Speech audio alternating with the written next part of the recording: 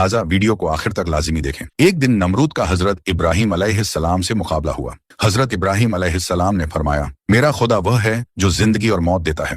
नमरूद ने कहा, मैं भी जिंदगी और मौत दे सकता हूँ। उसने एक मुजरिम को छोड़ दिया और एक बेकसूर को कत्ल कर दिया। फिर कहा, देखो मैंने भी एक को जिंदगी दी और एक को मौत दे दी। हजरत इब्राहिम अलैहिस्सलाम ने फिर फरमाया, मेरा रब सूरज को मशरिक से निकालता है, अगर तुम खुदा हो तो उसे मगरिब से निकाल कर दिखाओ। ये सुनकर नमरूद लाजवाब हो गया और उसका सारा घमंड मिट्टी में मिल गया। दोस्तों, जब हजरत इब्राहिम अलैहिस्सलाम ने नमरूद के बुतखाने में दाखिल होकर तमाम बुतों को तोड़ दिया और एक बड़े बुत के कंधे पर कुल्हाड़ी रख दी, तो नमरूदी कौम के लोगों ने सुबह सवेरे उठकर यह मंजर देखा।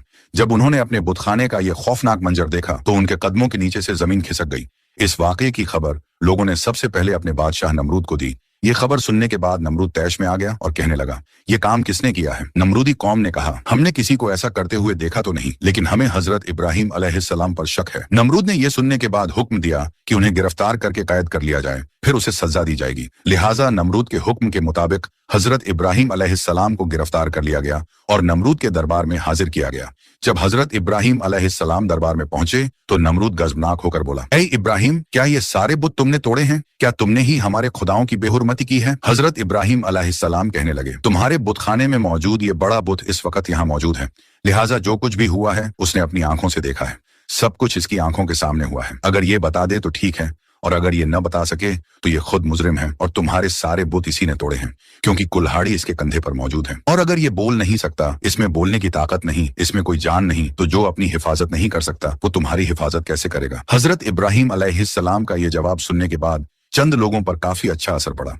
ये लोग आपके हमख्याल हो गए और आपस में कहने लगे, बात तो सही है, अगर इन बुतों में कोई ताकत होती तो सबसे पहले इन्हें अपने आप को बचाना चाहिए था। हजरत इब्राहिम अलैहिस्सलाम ने कहा, इन छोटे बुतों को छोड़ो, तुम्हारा ये बड़ा बुत तो मौजूद था, अगर इसमें भी कोई ताकत होती तो ये अपने दूसरे साथियों को जरूर बचा लेता। रिवायतों में आता है कि जब मुशरिकीन शर्मिंदा हुए तो उन्होंने गुस्से में आकर हजरत इब्राहिम अलैहिस्सलाम से कहा, जब तुम्हें मालूम है कि ये बुत कुछ नहीं बोल सकते तो फिर ये बोलने या न बोलने का सवाल तुमने क्यों किया? ये बात सुनकर हजरत इब्राहिम अलैहिस्सलाम ने फरमाया, अफसोस है तुम पर कि तुम लोग अल्लाह खालिक ए कायनात को छोड़कर इन बुतों की पूजा करते हो, जो न तुम्हें नफा दे सकते हैं और न ही नुकसान पहुंचा सकते हैं। हजरत इब्राहिम अलैहिस्सलाम की गुफ्तगू सुनने के बाद बहुत सारे लोगों ने आपकी बातों को तस्लीम किया और कलिमा पढ़कर मुसलमान हो गए।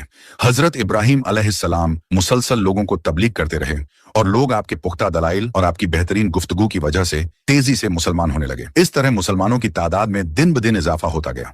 जब नमरूद को हजरत इब्राहिम अलैहिस्सलाम की तबलीग का चर्चा सुनाई देने लगा तो उसने ये ख्याल किया कि अगर इसी तरह मुसलमानों की तादाद में इजाफा होता गया तो मेरी सल्तनत खतरे में पड़ जाएगी।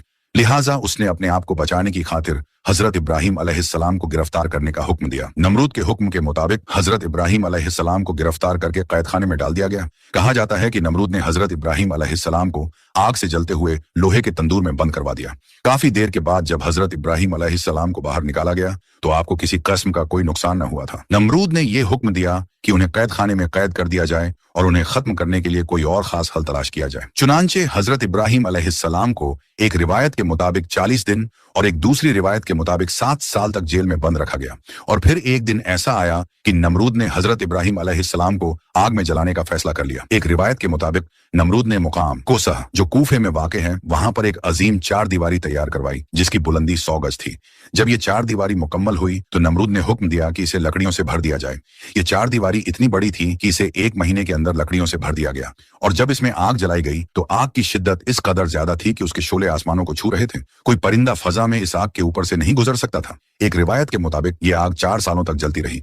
आग को तो पूरी तरह भड़का दिया गया, लेकिन एक मसला था, कोई ऐसा रास्ता मौजूद न था जिसके जरिए हजरत इब्राहिम अलैहिस्सलाम को आग में डाला जाए, क्योंकि आग इस कदर भड़क रही थी कि कोई भी उसके करीब नहीं जा सकता था। लोग इसी सोच में थे कि हजरत इब्राहिम अलैहिस्सलाम को किस तरह आग में डाला जाए। तब शैतान ने उनको मंजनीक गुलेल जैसी एक बड़ी मशीन बनाने का मशवरा दिया और मंजनीक बनाने का मुकम्मल तरीका भी बता दिया। जब मंजनीक पूरी तरह तैयार हो गई तो पहले उन्होंने एक बड़ा पत्थर रखकर उसे फेंका ताकि तजुर्बा किया जा सके कि मंजनीक सही काम कर रही है या नहीं। और जब मंजनीक का तजुर्बा मुकम्मल हो गया तब हजरत इब्राहिम अलैहिस्सलाम के हाथ पैर बांध दिए गए। उनके गले में बट्टान, तोके आहन, लोहे की जंजीर डाल दी गई। हयातुल क़ुलूबान में सफ़ा नंबर 90 पर फरमाया है कि जब हजरत इब्राहिम अलैहिस्सलाम के हाथ पांव बांधकर उन्हें मंजनिक में रखा गया तो उनके चाचा आजर, जो हुकूमत नमरूद का वजीर था, हजरत इब्राहिम अलैहिस्सलाम के पास आया। उसने आपके चेहरा मुबारक पर एक जोरदार तमाचा मारा और तमाचा मारने के बाद कहने लगा, अब भी वक्त है, अपनी इन हरकतों से बाज आ जाओ और नमरूद की खुदाई को तस्लीम कर लो। हजरत इब्राहिम अलैहिस्सलाम ने निहायत जलाल से जवाब दिया, जो खुदा है खुदाई तो उसी की तस्लीम की जाएगी, ये ना खुदा है और न ही इसकी खुदाई तस्लीम की जाएगी। और उन्हें मंजनीक में रखकर आग में फेंक दिया गया। एक रिवायत में आता है कि उसी वक्त जब हजरत इब्राहिम अलैहिस्सलाम को आग में फेंका गया तो आसमान के तमाम मुअज्जज फरिश्ते अल्लाह ताला की बारगाह में हाजिर हुए और अर्ज करने लगे, ऐ हमारे मालिक, जमीन पर एक इब्राहिम ही तो हैं जो तेरी वहदानियत की तबलीग कर रहे हैं और आज उन्हें आग में झोंक दिया जा रहा है। ऐ हमारे मालिक, तू हमें उनको बचाने के लिए हुक्म दे। लेकिन खुदा ताला की तरफ से हुक्म आया, जाओ,